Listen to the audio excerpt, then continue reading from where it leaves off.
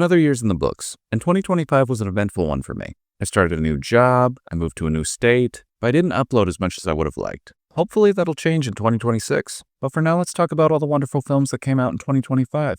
Just like last year, my top 10 list is biased. I try to be objective when making my regular reviews, but all that goes out the window when I make my top 10 of the year. That's not to say we didn't have some amazing films. We had some bangers, and I can't wait to talk about them. But first, I need to talk about the cream of the crop when it comes to terrible movies. The opus of trash. The Mount Olympus of shitty movies released in 2025. You all know what it is.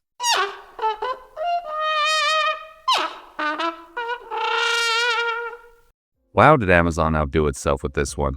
Outdid themselves in a bad way, of course. But goddamn, this is the worst decision of Ice Cube's career. Yes, I'm including Are We Done Yet? And his endorsement of The Orange Man. This movie isn't just everything that's wrong with the film industry. It's everything wrong with modern media in general. Reused ideas funded and run by people with no vision or passion. Then throw in some AI slop, and yeah, that pretty much covers it. 2025's War of the Worlds is heinous. It's safe for me to assume that this is going to end up on everybody's worst of the year list, and it deserves it. Something like this should never be made. You literally could have thrown the budget for this movie out of a moving car in front of a film school, and it would have produced a better film. Alright, that's all I have to say. On to the good stuff.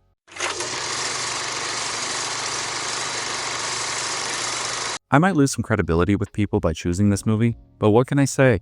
When these Marvel movies are contained experiences, they're solid. The 60s aesthetic was great, and the charismatic cast allowed the filmmakers to genuinely make a movie I enjoyed without it feeling like paint-by-numbers slop. The irony of saying that about a Marvel movie is not lost on me. But it's good. Good enough to slide into my 10 spot.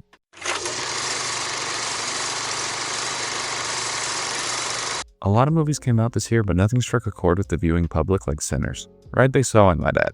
I was initially disappointed when the film pivoted from an early 1900s crime drama to a vampire flick, but after getting over that disappointment, I saw the movie for what it was. A superbly stylized experience that's draped in metaphor and the culture of the American South. This is an era and culture that isn't covered enough, and I believe Ryan Coogler may have changed that with this recent picture. Here's hoping. Because as of right now, you're not getting this experience anywhere else, and it's an experience worth having.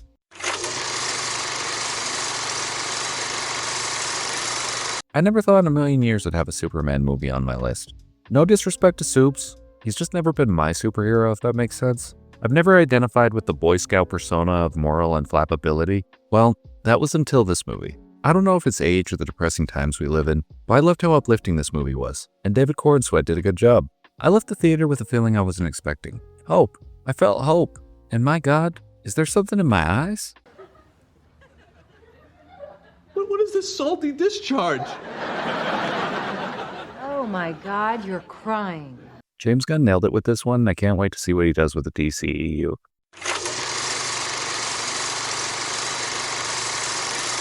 What a comeback for this franchise.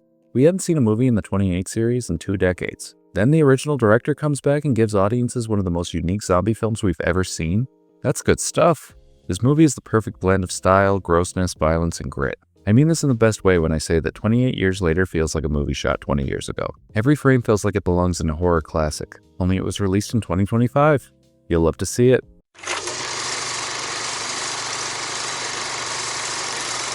Stephen King is a writer I'd categorize as iconic. I'd also describe him as verbose and inconsistent with his quality. With that said, when he hits hard. And that's exactly what can be seen with The Long Walk. I always like to say there's beauty in simplicity. And this film's a perfect example. Despite the plot being a literal walking simulator, I found it emotionally compelling. Yeah, I didn't love the ending. It was a little bit of a wet fart, but despite that, it ended up on my top 10 list. That should speak volumes at how good the rest of the movie is.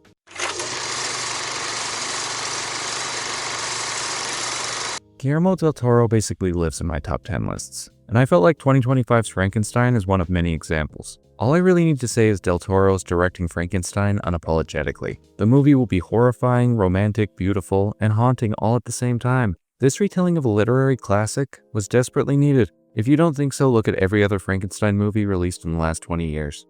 Did you look? Yeah, I agree, this was needed. Not all of them were bad, but one thing's for sure, they didn't come close to what we got with this movie. I appreciate it, Guillermo.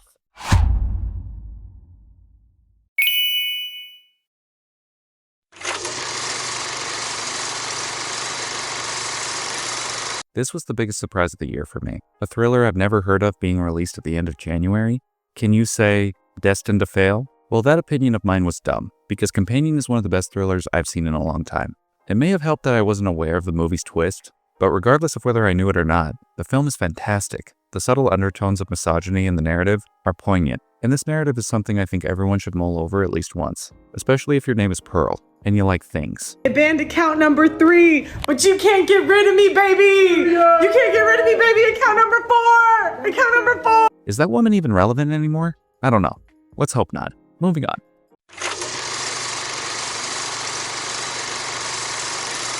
Despite there being other movies on this list that are unnerving, Bugonia takes the top spot for most chilling. I appreciate the commitment to its messaging. The movie spends the majority of its runtime trying to convince you that the brain-dead hicks holding the rich lady hostage are correct about their crazy theories. To the detriment of general morality, I might add. It's thought-provoking and complex. I don't know if it's the times that we live in, or it's the fact they're proven correct by the end. But I was rooting for them. I couldn't help it. I don't know. The movie's pretty good. Had me feeling a variety of different emotions. It needed to go on my list.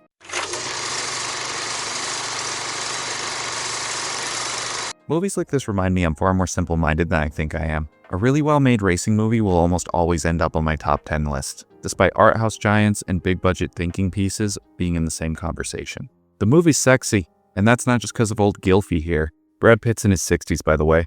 Am I the only person that hopes David Beckham has sex with Brad Pitt? F1 showed me things about the sport I never knew I would be interested in. There's so much that goes into one of these races, let alone the entire season. The movie from start to finish is exhilarating, and nowadays I'm just happy to be feeling something outside of disappointment, sadness, and embarrassment. You're probably feeling similar emotions if you're from where I'm from, but let's ignore that for now. Let's talk about the one spot. What is the best movie of 2025 in my humble opinion?